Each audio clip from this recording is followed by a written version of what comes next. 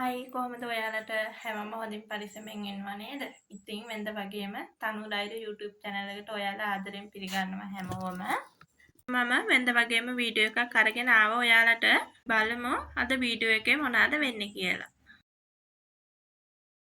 ඔයාලා මේ වෙනකොටත් දන්නවා ඇති අද වීඩියෝ එකේ මම මොකද්ද අරගෙන ආවේ කියලා. අපි අද මනි බොක්ස් එකක් හදන්න තමයි යන්නේ.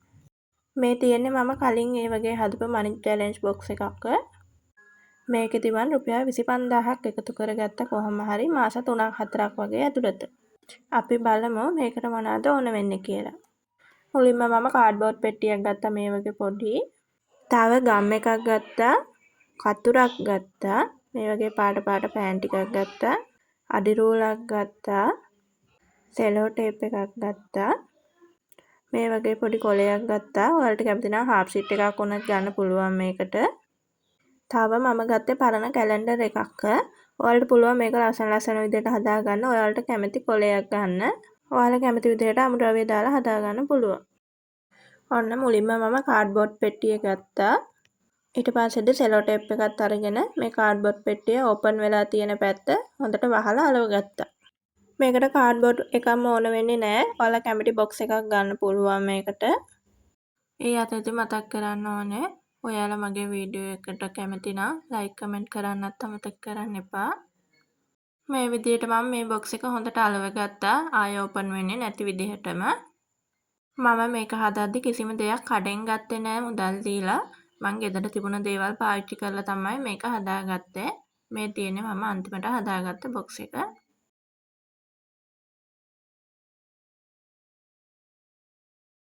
දැන් අර මම ගත්ත කැලෙන්ඩර් කොලේ අරගෙන මේ විදිහට ගම් ටිකක් ගාලා බොක්ස් එකේ හොඳට අලව ගන්නවා.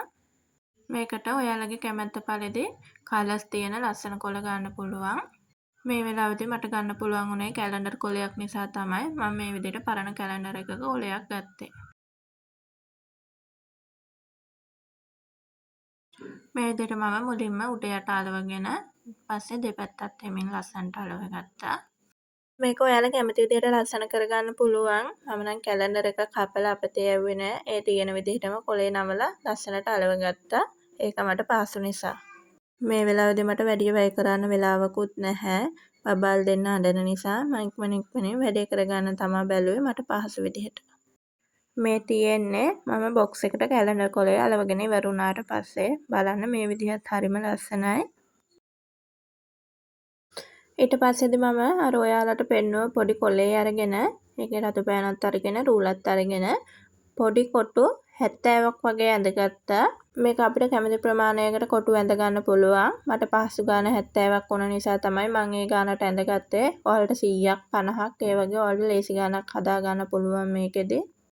මම පැහැදිලි නිසා රතු පෑන පාවිච්චි කරලා තමයි කොටු ටික ඇඳගත්තේ. එතකොට පොඩි ලස්සනකුත් එන නිසා තමයි මම රතු පෑන පාවිච්චි කරේ. මේකට කැමති පාටක් පාවිච්චි කරන්න පුළුවන්. අපිට ලේසි විදිහට අපිට පාසු විදිහට ලස්සනට මේ විදිහට මේ වැඩේ කරගන්න පුළුවන්. මේ තියෙන්නේ අන්තිමට මම කොටු ටික ඇඳගත්ත කොලේ. හරිම ලස්සනට කොටු ටික ඇවිත් තියෙනවා. මම ගත්තේ චූටි කොටු තියෙන කොලයක්. මම කලින් කිව්වා වගේම ඔයාලට මේකෙදි හාෆ් ෂීට් එකක් උනත් ගන්න පුළුවන්.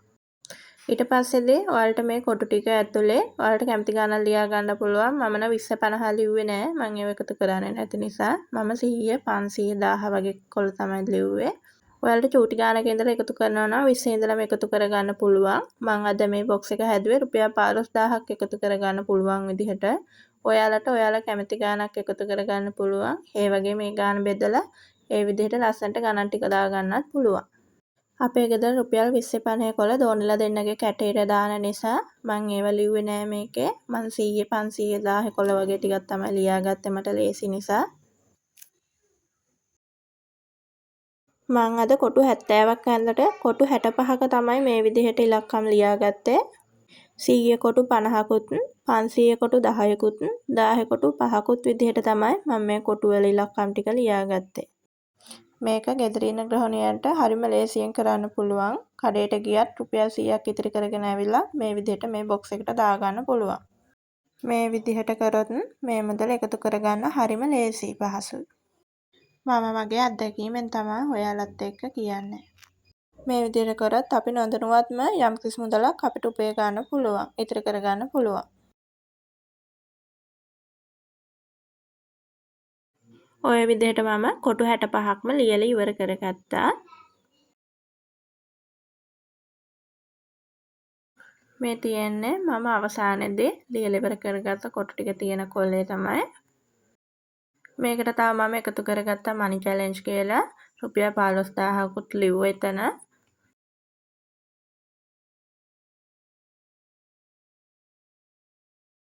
මේක ඔයාලට කැමති විදිහකට කැමති පාටක් පාවිච්චි කරලා ලස්සනට ලියා ගන්න පුළුවන් මේ කොලේ. ලස්සන කොලයක් අරගෙන ඔයාලා ආස විදිහට හදා ගන්න පුළුවන් මේක. පස්සේදී මම මේ විදිහට මේ කොලේ ගම් ටිකක් ගාගෙන අපි කලින් හදාගත්ත බොක්ස් එකේ පැත් එක මේ කොලේ හොඳට අලව ගත්තා. මේ වෙලාවේදී මේකේ ගම් ගොඩක් ගා ගන්න එපා. එතකොට මේ කොලේ ඉරිලා යන්න බලන්න පුළුවන්. ඒක නිසා අවශ්‍ය ප්‍රමාණයට විතරක් ගම් පොඩ්ඩක් ගාලා මේ කොලේ අලව ගන්න බලන්න. ඔය විදිහට මම මේ කොලෙත් අලවලා ඉවර කරගත්තා.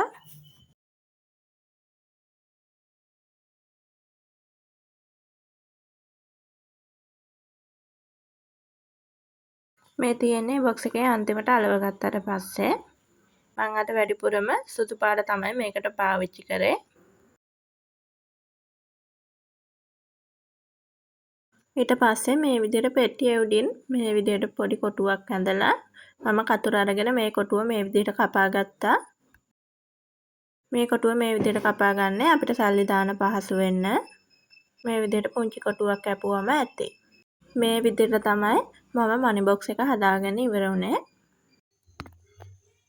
මේක හදලා ඉවර වුණාට පස්සේදී මම රුපියල් 100 කොලයක් අරගෙන මේ විදිහට පුංචියට නමා ගත්තා මුලින්ම. ඊට පස්සේදී අන්තිමේදී මේ විදිහට මේ බොක්ස් එක ඇතුළට දාගත්තා.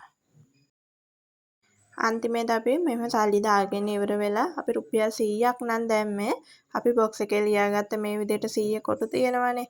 මේ විදිහට එක 100 කොටුවක් කපා ගන්න තමයි තියෙන්නේ. අපේ චැලෙන්ජ් එක ඉවර වෙනකම්ම මේ විදිහට කරන්න තමයි තියෙන්නේ අපිට.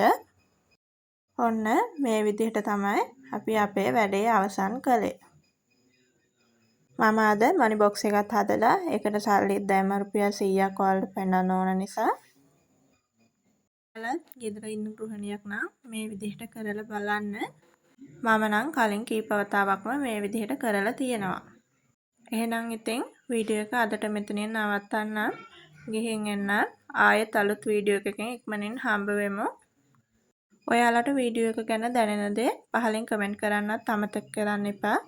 එහෙනම් හැමෝම සතුටින් පරිස්සමෙන් ඉන්න.